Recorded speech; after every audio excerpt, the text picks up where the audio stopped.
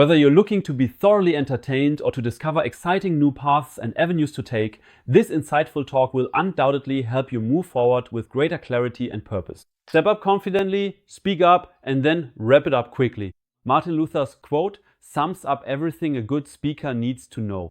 I learned to speak up early on back in the mid-90s in small environmental groups in my hometown in Münsterland. However, environmental protection is an extremely uncool topic. People are only ever interested in a topic if there's something in it for them. That's why you have to package all your messages in an interesting way. What I didn't know back then, the so-called startup knowledge that people pay for today, I was able to gain for free in these environmental movements. The big problem with these environmental movements, however, is that they've been doing the same thing for 30 years and haven't evolved. Environmental protection is an uncomfortable topic. There are no heroes. It affects everyone personally and of course the collective as well. In 1991 I joined Greenpeace and at the age of 13 founded one of the first youth organizations of Greenpeace, a so-called Green Team in Germany. Even then I realized that environmental protection is really extremely uncool. There are no heroes, so no one is interested in it. And besides, you always have to blame the collective, since environmental protection is a collective matter. Of course, it becomes a bit more comfortable for society when you can tell them that there is an evil corporation and we have to do something about it because the corporation is polluting our environment. But the supposedly evil corporation came up with a much better story, namely that of the personal CO2 footprint. With this, not only could they restore their image, but they could also say, we as a corporation are not the problem. You are the problem. People want simple stories that they can relate to emotionally. I understood this in 1994 and combined my survival training, hobby surviving in nature, without any tools with my other commitment, environmental protection, and what came out of it were publicity effective actions. Here you can see me at about 14 years old. At that time I dreamed of becoming an adventurer and was already studying maps of the Brazilian jungle. I also started to learn little tricks alongside survival training, let's say, magic tricks. I also started fire breathing. The idea was, if I ever ended up in the jungle and met some indigenous people, I wouldn't really have any useful skills. So I'd have to make myself interesting somehow, so I wouldn't be the loser of the village. And then I'd just breathe fire and they'd see, well, he's not much good at hunting, but at least he can breathe fire. I only found out later that reality is actually quite different. With 3 factors, you can sell stories to the media very well. First, you need an interesting person like me as a teenager, as a kid. Then you need something unusual, something that stands out. Survival training, eating worms, fire breathing that works great. Well, and then the story still isn't quite complete because you also have to be socially engaged. And of course my environmental protection activities made a great third point to add. And this combination is exactly what the media want. In this talk, I'll be giving more tips on how to polarize, how to stand out, and how to build your brand. And for that, we'll use my personal life story as a guiding thread. Here, I want to share the experiences I've had, and maybe you can learn from them. Everything I say here is just a non-binding recommendation. The picture shows me with my father in 1995 during a grueling march for the rainforest. Did you spot the rabbit I'm carrying on my belt? Among other things, that's what we lived on, standing out. The goal of our hike was to show people just how large the area is that gets destroyed in only 2 days of rainforest deforestation worldwide, 1,095 square kilometers. That's a boring number, you have to illustrate it in a more vivid way. That's the size of the city of Hanover. In 1996 I was finally allowed at 16 to carry out my first campaign on my own. I had set my mind on hiking from Gronau in Westphalia to Bonn, about 250 kilometers. I wanted to make the journey with minimal equipment. I planned to find my own food in nature. And I actually managed to do it. At the same time, I was still going to school. There I was taught in the Prussian way to be quiet and to learn. But what did I actually learn in school? Not much for life apart from a bit of math and a bit of writing, which I can still use today. School didn't really teach me anything. Except for the Prussian values. Be quiet, don't stand out, and work hard. Exactly the kind of values that don't get you anywhere in life. This photo shows me at the Brazilian embassy in Bonn. When I arrived after my hike, I was received as well. Later on, as a miner, I hiked a lot through Europe. I walked to the World Bank and I walked to the European Parliament. Always without equipment, without food, to draw attention to rainforest conservation. There's something I haven't mentioned. I had already tried to walk to the embassy once before, back in 1993. That attempt failed spectacularly. But defeats aren't a bad thing. You benefit from setbacks. They are a unique part of our life story. Let me put it another way. If you fall off a ladder, the solution isn't to never use a ladder again, but rather to learn how to handle a ladder and keep going. As a child, the greatest thing for me was going to the fair. And when I came home, I would often build carousels out of my building blocks, ones that could actually move. And of course, they would also go up high and sometimes they would topple over. At first, I liked to talk about it so I could get outside knowledge, so to speak, to make my carousels even better. But around the age of 8, I started keeping my little failures to myself because I realized that society doesn't forgive mistakes. At 18, I went for the first time as an adult into the Brazilian jungle. I had spent years preparing for it, and yet the failures just kept coming at first. In theory, catching fish is totally easy. I always saw huge fish in the clear river streams, but none of them ever bit, and I had to make do with catching small animals. I was very fortunate to be able to live with loggers in the Brazilian rainforest, and there for the first time I also got to know the other side. I was told why the rainforest is used, why trees are felled, and that there are different types of logging there. And for me, this experience was truly unique because I realized that environmental protection is also a social issue. Those who have nothing to eat are not interested in environmental protection. On my first excursions into the jungle, I was accompanied by this young man. He also more or less guaranteed my safety with the rifle. Here you can see the barrel of the rifle at the very bottom of the picture. Back then, I had no idea how to take photos and videos.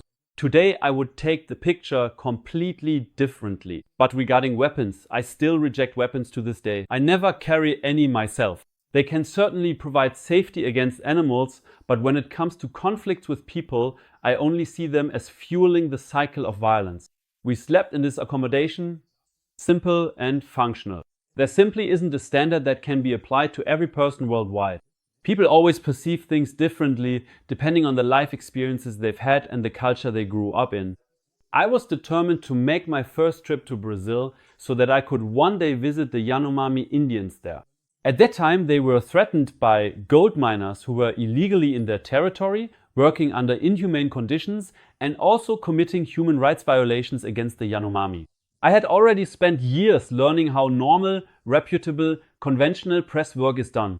How to approach things differently and how to be provocative. This I was able to learn around the year 2000 with Gunther von Hagens at the Body Worlds exhibition. In the Body Worlds exhibition, real dead bodies are put on display with the aim of helping lay people learn about the anatomy of the human body. Back in 2000, this was a huge topic. People sometimes waited in line for 12 hours just to get into the exhibition. With this newly acquired knowledge, I then launched a new campaign in 2001, a manhunt, a hunt for myself. The rules of the game are easy to explain. Somewhere in Germany I parachuted down and anyone could hunt me.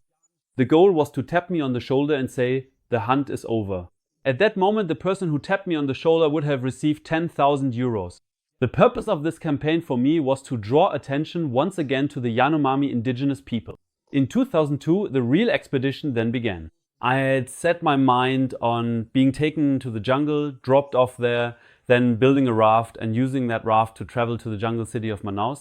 I was dropped off at the great jungle river, the Rio Negro in Brazil. By the way, it's called Negro because the water is so dark that you can only call it Negro. In addition, it is extremely acidic. The advantage of this is that all forms of life have a hard time developing, including mosquitoes. I then managed to build myself a jungle raft in 2 days. It was really difficult. Up until then, I always thought all types of wood would float. But in the jungle, I learned that many types of wood simply sink like a stone. This time, however, I was luckier when it came to fishing. I actually had this piranha on my line when I reeled it in. I have no idea why it didn't just bite through the thin line, but it tasted really good. Piranhas are a popular food fish in Brazil. It was really lucky that I had some theoretical knowledge here, because if I hadn't recognized the fish, it could have easily bitten off one of my fingers. This attempt also failed in two ways. A, I wanted to stream the whole thing live to the internet via satellite phone. YouTube and the like didn't exist back then. Technically, it didn't work. B, I was mugged not with a knife as it says here, but with a pistol. And that circumstance ultimately forced me to call off the whole operation. How did I make it back to civilization without any equipment? Well, I was wearing a money belt, and in that money belt were several hundred US dollars, which they simply forgot about or overlooked. That money then helped me to buy passage on various boats, because in the rainforest, you're never really alone. The rivers are the roads, and you just sit by the river and wait. Eventually, someone will come along. Whether they'll take you with them or even notice you, that's a whole different story, but someone will come. The rivers are often several hundred meters wide. The project had already attracted significant media attention in Germany even before it started. The media interest grew even more when I suddenly couldn't be reached by phone anymore, since my satellite phone had been stolen. Bild am Sonntag was the first to speculate that I was dead. Then, on Monday, Bild Zeitung, which is published daily, also picked up the story, running a half-page article nationwide on the back page. They even contacted my grandparents. The conversation went something like this. Are you aware that your grandson has died in the jungle in Brazil? No, she didn't know that. She didn't even know I was in Brazil. But as a result, her health got worse. That's when I realized that media wasn't my business. And I started to withdraw from the media a bit. When I was back in civilization after having a good meal and a shower, I headed to an internet cafe to check my emails. And among other things, I had to realize that there would be a third disappointment on this trip. I had arranged to meet my great role model, José Lutzenberger, the green conscience of Brazil, the first minister of the environment in Brazil.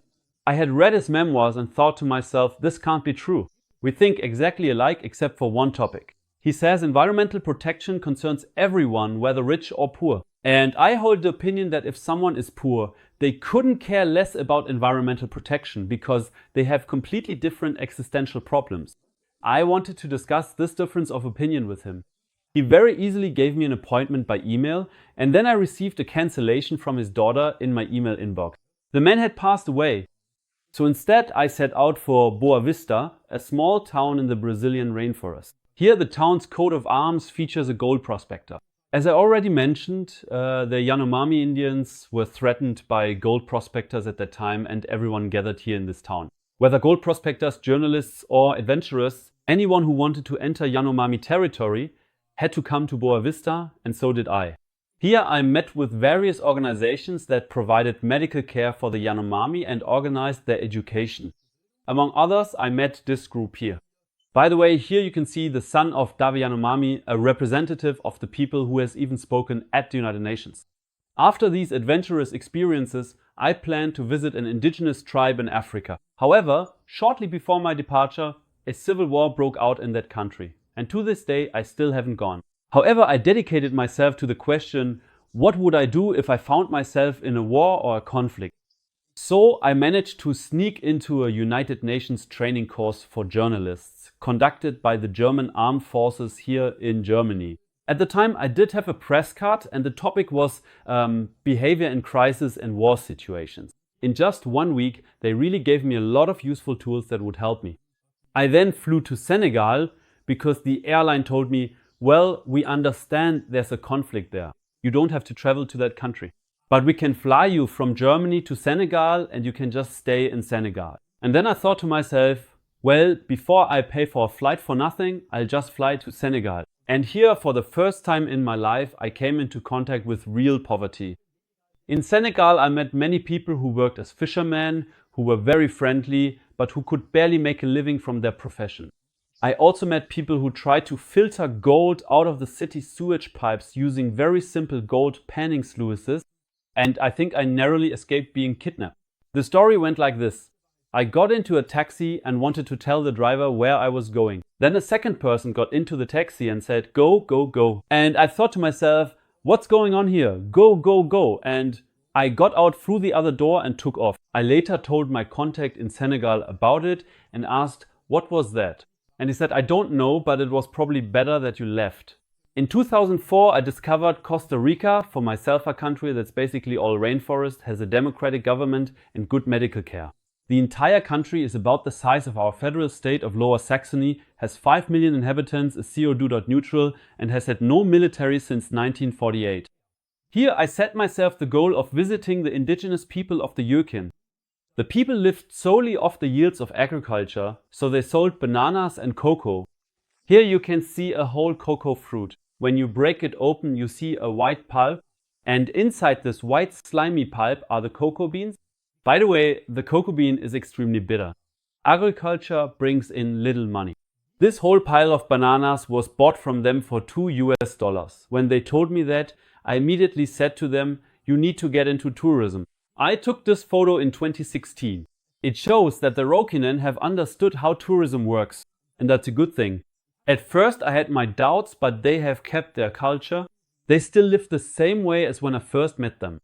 But now they have been able to optimize their transport routes for agricultural products, because on the way back they take tourists with them. And of course with these tourists comes money. And with this money they can, for example, buy solar panels, and then they also have the opportunity to use a cell phone. Why should indigenous people have to forego progress just so your worldview makes sense again? By the way, the Rokinen were already playing soccer when I first met them. However, they only play with one goal, but with their own jerseys. People want to be entertained. Here in Germany, I tell people about the Jokinen, and when I'm with the Jokinen, they want to hear stories from China. On my travels, I was able to learn many things that I can use in business as well as in everyday life. And I finally found inner peace. Today I can go into the forest and I will find the plants I'm looking for. Spiders, snakes, or simply just relaxation. In the past, when I went into the forest, I even overlooked a yellow snake, and it's hard to miss a yellow snake in an otherwise green rainforest. But it simply showed that my mind wasn't clear. In 2007, I realized my first own film project. In the rainforest of Costa Rica, I shot a short film about the animals. For this project, I looked for a cameraman, and during the salary negotiations, the man said to me, "Why should other people invest in you if you don't invest in yourself?" That's when I realized he's right. A switch flipped in me at that moment, and since then I've actually invested a lot of money in my education. I then also started to explore the cold regions of this earth, but I found that they are much more expensive than the rainforest. And the cold does not forgive any mistakes. This photo was taken when I was too lazy to prepare a flat surface in the evening, so I ended up sleeping on a slope, and when I woke up in the morning I had the swollen face and a sunburn. I got the cold sore because I had skipped sunscreen during the day. At 30 I let myself be talked into doing something I really didn't want to do, getting a driver's license. A week after I got my driver's license, I traveled to Chile, rented a car and drove 4,000 kilometers through Chile. I then learned that there are very few gas stations in Chile. Some of them are 400 kilometers apart in the Atacama Desert, but I also learned that life always has a solution ready. I actually got stuck in the desert while trying to reach an oasis. I thought to myself, oh my god, what are you going to do now? Stuck in the sand in the desert. So I got out, took a look and realized there was no way I could get out of there on my own. Then I thought, you should stay with the car, there you have water and still have air conditioning. And yes, then I waited. And hours later, just when I thought I was really in a tight spot here, a car appeared in front of me with someone who had a large vehicle and wanted to pull me out. The only problem was this person kept wanting to tow me further toward the oasis, but I didn't want to go to the oasis anymore. I wanted to go back to the paved road because I knew I'd just get stuck again otherwise. And we had some language difficulties, and while I was thinking about how to solve this problem, a second car actually stopped, and in this car was a Brazilian who spoke Spanish and German and could translate. That was fantastic. In the middle of the desert, we all met up and found a good solution. After this adventure in Chile, I realized that driving isn't my thing. And since then, I don't let anyone talk me into anything anymore. I do what I think is right. Nothing in life is useless. So it's no surprise to me that I ended up needing my driver's license again. In fact, 2 years after the trip to Chile, I was invited to French Guiana. That's a former French colony next to Brazil, and there is almost no public bus service there. So I had to rent a car. French Guiana is home to the training center of the French Foreign Legion, and it's also where the Europeans launched the Ariane rocket. But once again, my destination was the jungle. Specifically, I was supposed to accompany Haro Fulgrape from Pro 7 into the rainforest, introduce him to the rainforest, and at the same time ensure his safety and the safety of the camera crew. My big problem is that I don't like heat, but everything that interests me is found in the warm countries of this world. That's why I was really pleased when I was a guest of the Bushmen in Namibia to see that they basically organize their entire lives around their hut doorways, staying where the hut provides shade, and at night they go inside the hut to sleep. My most bizarre find was also in Namibia, a snake that had eaten another snake. Afterwards, I had the animals identified using the photo, and the Cologne Zoo informed me that it was very fortunate both animals were dead because they were really poisonous. To date, I have traveled to about 30 countries around the world, and besides the rainforests, I absolutely love Canada. In Canada, you can have your own little adventure at any time. I was there in the spring. The thaw had just begun. On average, it was about 4 degrees Celsius, and we were searching for traces of the gold rush. It's truly amazing that you can still easily find such huge paddle steamers, entire cabins, or even gold panning sluices today. The last major gold rush was quite a few years ago. That was in Canada in 1862. But how do you make money in the Yukon, out in the wilderness, with small towns, when there's no more gold? Captain Dick had the perfect business model. He had bought a cabin in Canada, and in that cabin he actually found an old dried up toe. He told his friends about this discovery one evening, and after tossing around some ideas, what we'd call brainstorming today, they came up with the perfect business idea for Captain Dick. He took the toe and a glass, put the toe in the glass, poured a drink over it, and you had to drink it all and let the toe touch your lips. If you managed to do that, you would receive a certificate even today and become a member of the Sour Cocktail Club. In the beginning, Captain Dick traveled around the country to present his cocktail. He even offered NASA to do the whole thing in space. After my canoe adventure, I had the chance to meet Captain Dick myself, and he told me the whole story over several hours. I even made an audiobook about it together with him. You can download it from my website. How do I earn my money? Of course, I asked myself that question too, and first analyzed what resources I have. Well, I'm young, I know how to handle media, I do survival training, and I travel a lot. When it came to survival training, the media was always interested in the fact that I ate insects. So what could be more obvious than offering insects as food to other people? I then immediately developed a small cooking class, since my idea was to offer insect cooking courses. Then it moved on to distribution. There was a supplier who had these weird lollipops from the US with insects inside. I was actually counting on him to offer my cooking classes, but he didn't want to at all. Well, then I thought, if you don't want to sell my cooking classes, then I'll sell your lollipops. My business model was born: edible insects for human consumption. I learned how important branding is when the company MyDays called me. They asked me if I would like to offer survival courses with them. I said, well, I don't do that anymore, but I already have a contract with the original. Then the person on the other end said, what do you mean by the original? I replied, well, the company that developed the concept and is on everyone's lips, of course, with Jochen Schweizer. To that, the person responded, no, Jochen Schweizer is not the original. We were the ones who introduced the concept in Germany. Yes, branding. Up until that point, I had heard very little about MyDays. After 10 years of selling edible insects, I could show for it.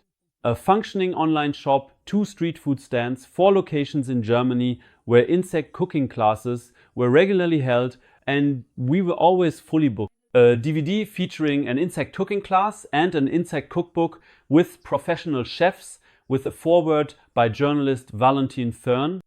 And the cookbook was innovative because you had the option to scan a QR code and then you could already see the dish in 360 degrees. With all these things I was listing, I actually forgot to mention that we produced all the goods ourselves and that we were present with our products at both Movie Park and Europa Park. We spent 2 years just developing the recipe for our insect lollipop.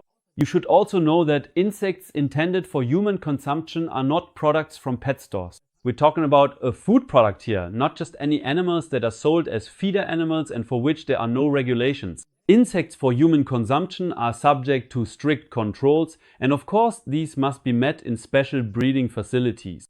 I started my cooking classes in my own living room. I simply took a hot plate, put it on the living room table, gathered the participants around it, and that was my event space. I would never have started out that way if I had only been exposed to German culture. This mindset that a cooking class can work differently is something I definitely brought back with me from Central America. You have to be different, you have to be unusual, but even with the unusual, you're never alone. You have to stand out to build your brand. My brand was Don't Cry, Eat It. When the insect cookbook was finished, I looked for a way to present the whole thing to the media for free, thought about it a bit and then realized, you have good contacts at Europa Park. Just give them a call, they always have events. No sooner said than done, and suddenly I was at Europa Park's Halloween event with the cookbook. There we not only met a lot of media representatives and of course people who enjoyed our insects. No, I also had a little encounter during setup with an older gentleman and a younger woman. We had a really nice chat with them, and when they left, the sales manager of Europa Park came up to me and said, "Now we can sell your insects throughout the entire park." I looked at him and said, "Why only now?" And he said, "Well, up until now your insects were always more of an under-the-counter item because we didn't know what the boss thought of them. But the boss was just here and he thinks your insects are great." Since 1996 I've been regularly publishing books whenever a topic really fascinates me. The books have even increased in price. This book once cost €5, and that's even though I'm dyslexic. Don't let society tell you what to do. Find your own path. In 2019 I made an exit. An exit is what you call selling a company. And I did that because I want to travel more. Emotions sell, not facts. In 1927, Mercedes Gleitze had the idea to be the first woman to swim across the English Channel.